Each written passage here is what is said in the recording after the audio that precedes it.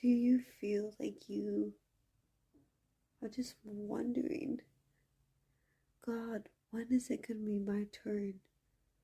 When is it going to be the thing that, God, I've been waiting on you for, and I feel like I just haven't been given it.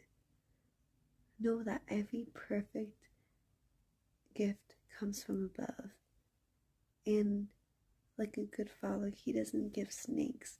That's what the Bible talks about, is that Jesus, he has given himself his life. How much more should we just know that that's the gift to cherish, and all the rest is his blessings and his goodness and having the fullness of life that is in him be enough.